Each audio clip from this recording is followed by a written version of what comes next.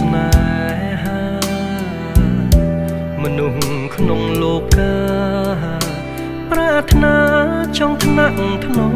មបីដួងច័ន្ទបងអើយសូ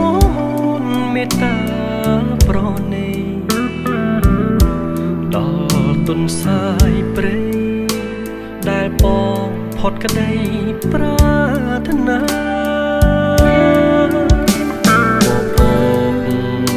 សូមអ្នកជួយលាក់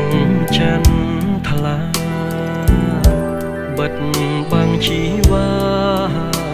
កុំអោយអ្នកណាឃើញថ្លៃអាសូរដល់ចិត្តទុនសាយកុំព្រា